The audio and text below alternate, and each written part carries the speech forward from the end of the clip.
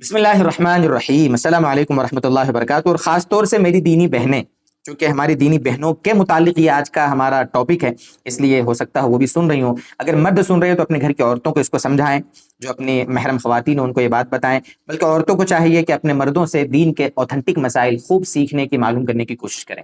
عورتوں میں بڑی غفلت ہوتی ہے، عورتوں میں مسائل کے اعتبار سے بہت جہالت اور نادانی پائی جاتی ہے، بہت سارے الٹے سیدھے فتوے عورتوں میں چلتے ہیں۔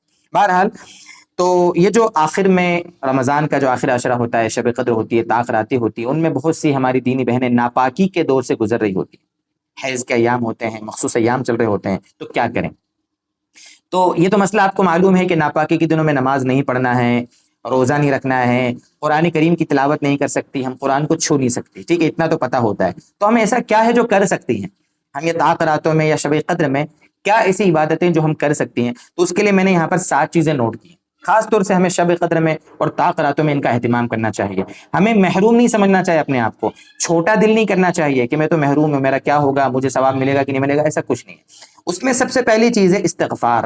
توبہ استغفار کرنے کے لیے ناپاکی کوئی رکاوٹ تھوڑی بنتی ہے۔ اللہ سے معافی مانگے، آپ استغفار کریں، خوب توبہ کریں اللہ تعالیٰ سے، اپنے گناہوں کی معافی مانگے۔ اس کے لیے آپ عربی میں کلمات استغفار کی وہ پڑھیں، رب اغفر لی، رب اغفر لی پڑھیں، یا اللہم اغفر لنا پڑھ لیں، یا آپ اللہم انا نستغفرک ونتوب الیک پڑھ لیں۔ اس طریقے سے جو بھی استغفار کے کلمات ہیں آپ ان کا ورد کریں، کثرت سے پڑھیں، اللہ سے معافی مانگیں، پہلا کام۔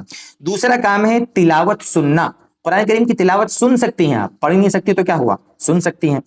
ناپاکی کے دنوں میں قرآن کریم کی تلاوت سننا منع تو رہی ہے۔ نمبر 3 پر ہے دعا کا اہتمام، دعا کرے اللہ تعالیٰ سے، دعا کرنے میں کوئی حرج نہیں ہے، بلکہ دعا میں آپ قرآن کریم کی کوئی آیت دعا کی نیت سے بھی پڑھ سکتی ہیں، جیسے ربنا آتنا فی الدنیا حسنہ وفی الآخرۃ حسنہ وقنا عذاب النار، دعا کی نیت سے پڑھنا۔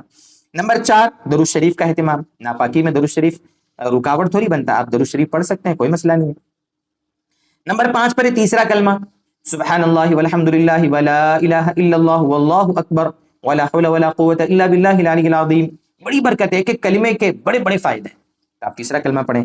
چھٹی چیز، چوتھا کلمہ کا اہتمام، لا الہ الا اللہ وحدہ لا شریک لہ لہ الملک ولہ الحمد یحیی ویمیت وہو علی کل شیء قدیر۔ آپ چوتھا کلمہ پڑھ سکتے ہیں۔ دینی کتاب کی تعلیم کر سکتی ہیں، 7واں کام یہ بھی ہو سکتا ہے، دینی کتاب کی تعلیم ہو سکتی ہے۔ فضائل اعمال ہے، دینی کوئی بھی کتاب ہے، اس کا پڑھنا پڑھانا کر سکتے ہیں۔ اس میں قرآن کی آیت تو اس کو چھوڑ دیں، اس کو نہ چھوئیں، باقی دینی کتاب کا پڑھنا پڑھانا کریں، مطالعہ کریں۔ اسی طرح صدقے کا اہتمام، شب قدر میں صدقے کا اہتمام بھی کر سکتی ہیں۔ تو یہ تھے وہ کام جو ہم ناپاکی کے دنوں میں اپنے گھر کی عورتوں کو کہہ سکتے ہیں، اور گھر کی عورتیں اگر ہماری باتیں سن رہی ہیں تو وہ بھی ان کاموں کو کر سکتی ہیں۔ یہ جس کرنے کی چیزیں ہیں جو کرنا چاہیے، بہت سی عورتیں گولیاں کھا کر مطلب آگے بڑھا لیتی ہیں اپنی ناپاکی کے دنوں کو، تو اس سے ان کو دقت ہو سکتی ہے۔ دقت کا مطلب یہ کہ سرکولیشن خراب ہو جائے گا، پھر مہینہ آگے پیچھے ہوتا ہے، یہ سب دقت ہوتی ہے۔ جب اللہ تعالیٰ نے معاف کیا ہے، اللہ تعالیٰ نے فطری طور پر نیچرل طریقے سے وہ ناپاکی رکھی عورتوں کے ساتھ، تو پھر ہم اس کو ان نیچرل طریقے سے اس طرح گولیاں کھا کر کے اس طرح آگے پیچھے اس کو کرنا، یہ مناسب نہیں ہے۔